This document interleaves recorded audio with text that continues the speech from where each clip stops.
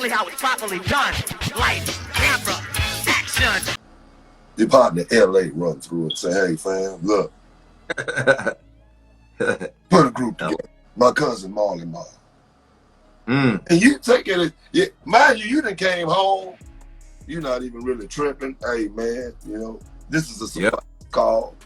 Tell me and put me in the atmosphere on that phone with you when you get this call.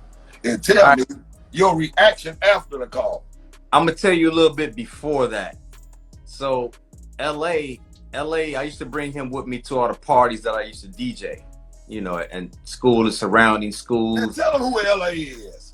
Because he also man the Scott Storch and a lot of Roots also. Yeah, LA, we call him LA from LA, but his name is Derek Jackson. If you Google him, you'll see a whole bunch of stars up under him, man. He discovered the Roots, he discovered Scott Storch. I mean, man, he discovered a lot of people in this industry, man. And you know, he was my best friend in college. So, you know, I used to bring him to the parties, and when I got a little tired or whatever, I would let him get on the wheels because I taught him how to mix and stuff. So, you know, he was just elated, like, yo, man, I can't thank you enough. I'm like, man, you know, it's all good, it's all love.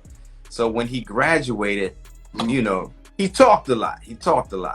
So he did tell me Marley was his cousin, but you know, it's like everybody talking shit. Like everybody. Yeah.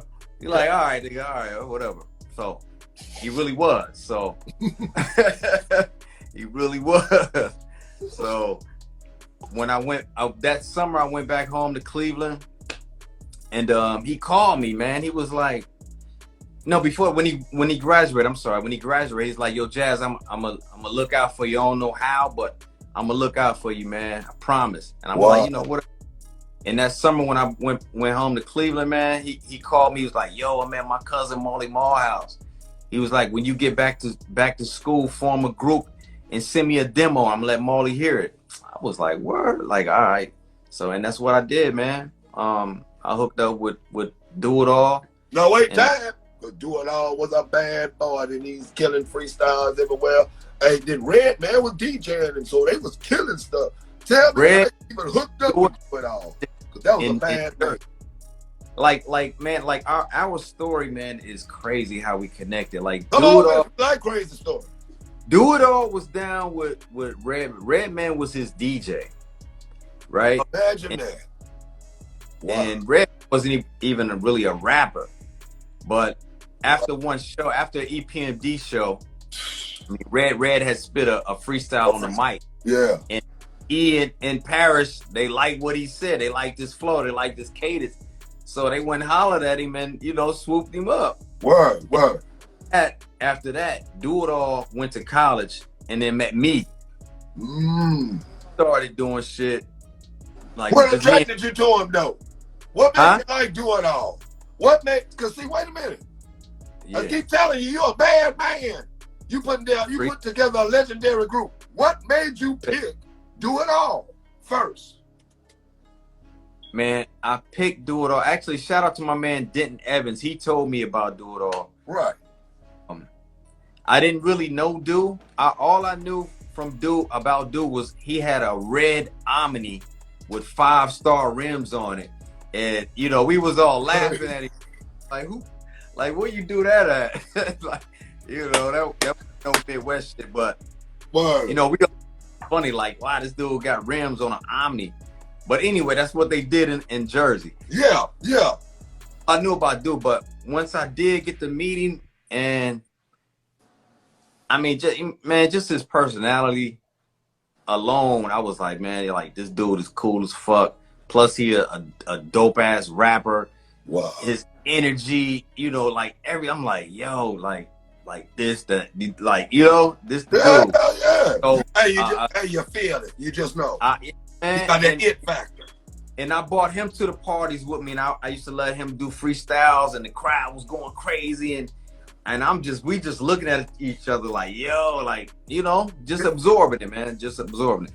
And then a couple weeks later, man, people was telling me about this younger, like Funky's the youngest in the group, and you know, this guy named Mr. Funky. I'm like, Mr. Funky, like I didn't know Funky, right? And So I was like, all right. So I went and knocked on his dorm door, and I told him what I was doing. I'm like, yo, man, I'm starting a group. You know, I'm gonna send the demo to Marley.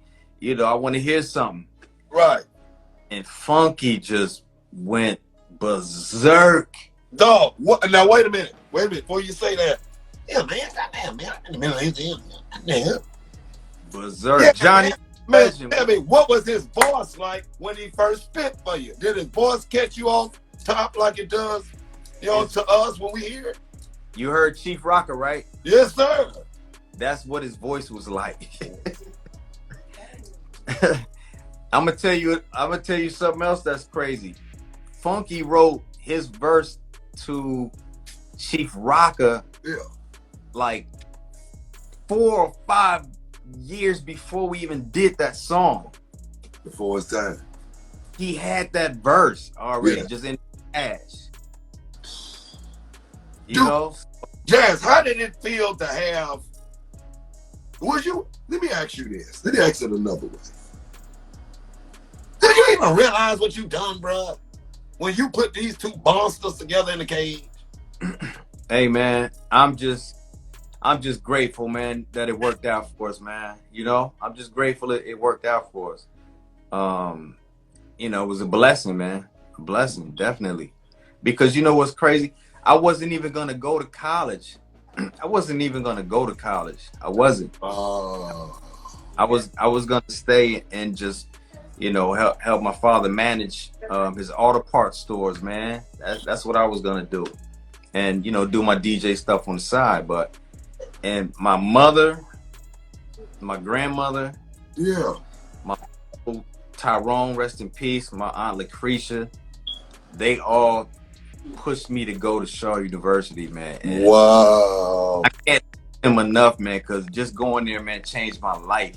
Opened up my mind, like, globally, just meeting people from all around the country and the world. It was some people from Africa even going there. So, you know, when you go to college and you meet all these, you know, different nationalities, and it's just mind blowing, man. It's mind blowing. I'm gonna tell you something else. Like, just being from Cleveland back then, like hip hop was our shit. Like, reggae, R&B was our shit. Yeah, like, that's what we. So when I was in college, you know, I did what I was accustomed to doing, just playing hip hop. You know, KRS, Audio 2, you know, Big Daddy. Like, this is what I'm playing at the parties. Yes. You know, this is what I'm playing at the parties, man, because that's what we did. That's what we doing. You know?